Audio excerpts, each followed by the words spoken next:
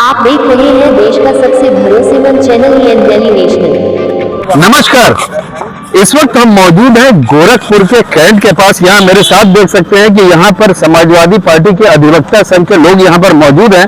मामला सिर्फ वो एक छोटा सा है जिसमें कल कांडी सेना के कार्यकर्ता ने सीधा ये स्टेटमेंट दिया था ऑन कैमरा कि अखिलेश यादव को गोली मार देनी चाहिए, जिसको लेकर के कहीं ना कहीं ये लोग आक्रोशित है और आज लेकर करके आए हुए हैं। यहाँ पर एफआईआर कराने की कवायद हो रही है और यहाँ पर उस जो कार्यकर्ता है उसके खिलाफ ये लोग एफआईआर करने के लिए यहाँ पर आए हुए हैं। हम बने रहेंगे, लगातार क्या कुछ हो रहा है ये हम दिखाने की कोशिश करेंगे। आगे हम बात भी करेंगे, वो भी दिखाएंगे विजुअल्स में।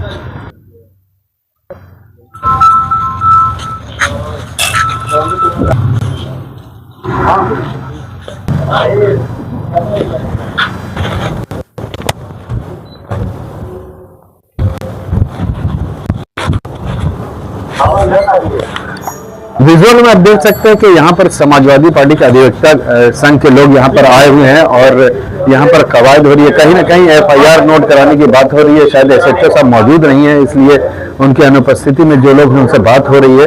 थोड़ा सा वेट किया जा रहा है।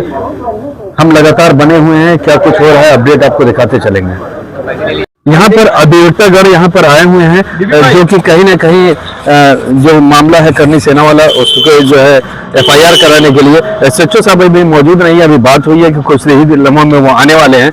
आने के बाद जो विधिक कार्रवाई हुई वो करेंगे। यहाँ पर पूरा समाजवादी अधिवक्ता संघ जो है एकजुट नजर आ रहा है। आइए हम बात करते हैं क्या कुछ इनकी डिमांड है, क्या कुछ कहना है इनका, क्या कुछ मामला है। यहाँ पर आप लोग इकट्ठा होकर के आए हुए हैं। देखिए, आज हम सभी एडवोकेट्स, अधिवक्तागण और साथ में समाजवादी पार्टी के वरिष्ठ लीडर्स और तमाम ऐसे सामाजिक कार्यकर्ता भी यहाँ उपस्थित हैं।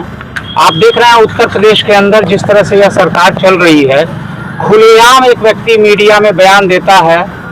पूर्व रक्षा मंत्री रहे मुलायम सिंह यादव जी के सुपुत्र, स्वयं समाजवादी पार्टी के राष्ट्रीय अध्यक्ष, हम लोगों के जनप्रिय नेता, पूर्व में उत्तर प्रदेश के मुख्यमंत्री रह चुके हैं, उनको एक व्यक्ति खुलेआम ये धमकी देता है कि मैं अखिलेश यादव जी को गोली मार दूंगा। अब आप सोचिए, आप स्वयं मीडिया बंधु हैं, क्या इससे भी बदतर कानून व्यवस्था कोई हो सकती है?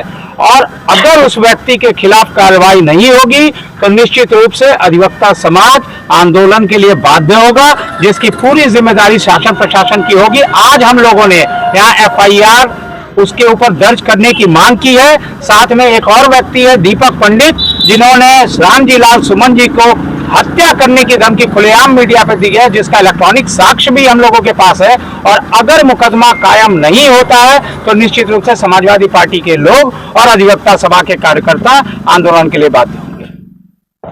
आज जो यहाँ पर हो रहा है, अगर मान लीजिए किसी वजह से एफआईआर नहीं होती है तो अगली रणनीति समाजवादी पार्टी की क्या होगी?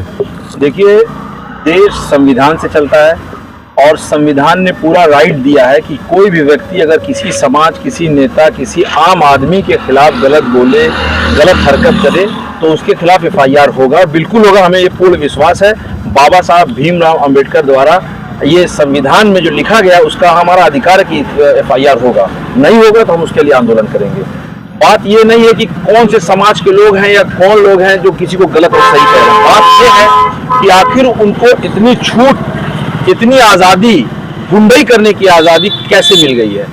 उत्तर प्रदेश के मुख्यमंत्री कहते हैं कि हम जीरो टॉलरेंस पे काम करते हैं, अपराधी हमारे वहाँ नहीं हो सकते, और जबकि हजारों हजार की संख्या में तलवारें लहराई जा रही हैं। और एक दलित सांसद, सबसे बड़ा मंदिर अगर है तो वो है संसद भवन का, वहाँ के सदस्य हैं आदरणीय रामजी लाल सुमन जी, वो दलित समाज से उनको दबाया जा रहा। सोचिए इस देश में एक गरीब दलित की क्या स्थिति होगी जब एक सांसद तक महफूज नहीं है।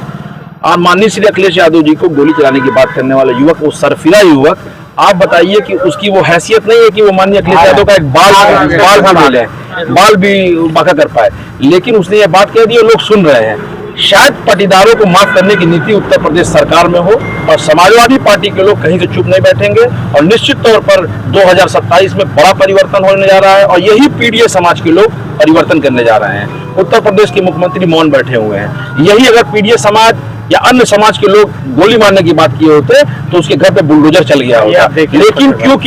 लेकिन क्योंकि वो कहीं ना कहीं उन्हीं के विचारों के लोग हैं, उनको तो माफ किया जा रहा है। तो ऐसी दोहरी नीति हम लोग नहीं बर्दाश्त कर सकते हैं। आज हम लोग मांग कर रहे हैं। अभी इंस्पेक्टर साहब आ चुके हैं, हमारे अधिवक्ता सभा के महानगर के अध्यक्ष और भाई आतिफ अंसारी, सारे एडवोकेट्स यहाँ पे मौजूद हैं।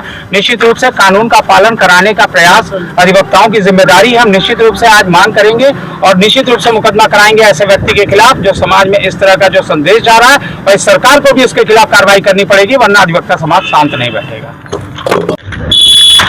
तो अभी जो हम आपको बता रहे थे कि अधिवक्ता समाज अंदर गया था, एसएचओ साहब से कुछ बात हुई है, एफआईआर कराने के लिए ये लोग गए थे, क्या कुछ हुआ, क्या बातें हुई वहां पर, एफआईआर हुआ कि नहीं? हमारी बात इंस्पेक्टर साहब से हुई है। उन्होंने कहा है कि आप कृपया उच्च अधिकारियों को भी अवगत करा दें। निश्चित रूप से उनकी अपनी मजबूरियां होंगी, लेकिन हम लोगों को यह आश्वासन उन्होंने दिया है कि आप इलेक्ट्रॉनिक साक्ष्य जो है वो एक पेन ड्राइव में करके, और धारा 65D में एक प्रक्रिया होती है जी, डिक्लेरेशन, वो करके कि इससे कोई छेड़छाड़ नहीं की गई है, वो निश्चित रूप से हम उनको देने का काम करेंगे। और उसके बाद जब तक एफआईआर दर्ज नहीं होगी तब तक हम सभी लोग उस पर लगे रहेंगे। उच्च अधिकारी की बात आ रही है, तो उच्च अधिकारी में से किनसे मिलने की आप लोग ने योजना बनाई है? आप ये समझ लीजिए कि अभी तो हम लोगों ने जो प्रक्रिया है उसकी शुरुआत की है।